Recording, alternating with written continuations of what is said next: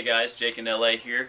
Going to go ahead and give you the reviews for all non-Marvel titles that came out that I read and had on my pull list for the 6th of February 2013. So last Wednesday's pull list. We're going to do the reviews now. So yeah.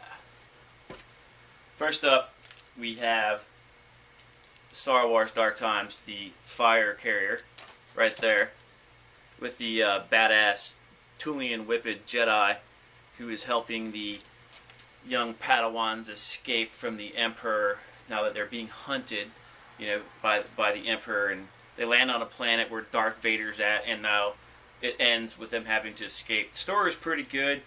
There's some parts of it that I didn't like just because it's kind of like more geared toward, I think, a younger audience, but at the same time it's still Star Wars, so I always read Star Wars. And so all in all, if you like Star Wars, it's worth picking up.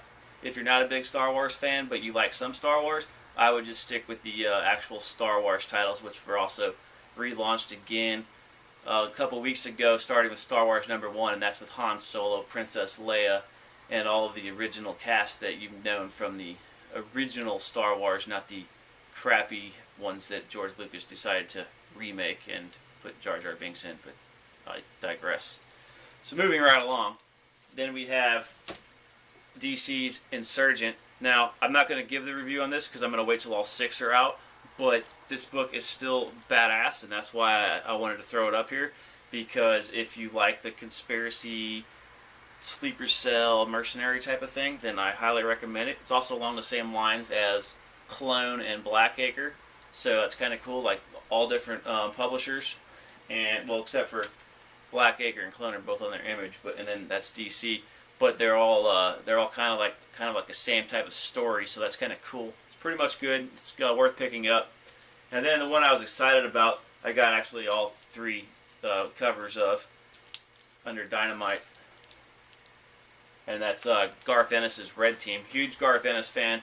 When I originally bought these, I thought it was going to be about like an actual Red Team, like maybe like a war college thing or a government militaristic type of things, but it's actually not. It's about the team. It's a homicide murder task force style team that's they call themselves the Red Team, and one of them is in the cell confessing to the crime because they killed somebody, and he's going through the whole story confessing this crime, and then at the end he tells the person that was interrogating him that that was only the beginning, and that's how it ends. So there's a lot more room for where that's going to go, and the artwork is great, the coloring is great in it, and the writing's fantastic. Garth Ennis, nailed it once again. So that was right on. And then we had Blackacre #3,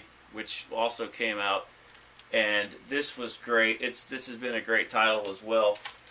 It's basically, like I said before, about it's like basically the 1%ers have built themselves a compound away from all the lowly life peasants of society. However, they brought security contractors with them. Yes, oh my gosh, those evil Blackwater guys is what some of you stupid motherfuckers are probably thinking, but that's not the case. They're not evil, so fuck you if that's what you think. Just turn my channel off. Okay, moving right along. So anyway, they have these security contractors there that are protecting them, and one dude, like one of their top guys, ends up getting sent out to patrol the area and eliminate one of their threats, basically somebody leading the resistance. And when he's out there, he realizes that he has also himself been set up by these elite people within the compound, and that's how that ends. So, been a great story. I'm really looking forward to seeing how that keeps progressing, but it's very worth picking up. And then lastly, we have Image's Snapshot, which during my pull thing I said I don't even know why I got it. I think it was 32 pages long, and it was 31 pages of suck, because it was horrible. And it was crap, just like I thought it would be. I didn't like the story. It's some nerdy fool guy that's like, he's just a fucking pansy, and I can't stand pansies. He's very much a fucking pansy. He's your typical like stereotypical guy that reads comic books. He works in the fucking comic book shop, and he's just like little wafy Prince light-footed piece of garbage of a man. And he goes on and finds the camera that has a murder tape and pictures on it, and gets caught and wrapped up in it all. And then at the very end, the only page that redeems it, and here's a great big spoiler, so if you don't want to know, then stop listening. But so then at the very end, the guy that has been following him hands him the gun and says, the only way for me not to kill you, and he gives him the gun and says, now you have to kill me. And that's how the story ended.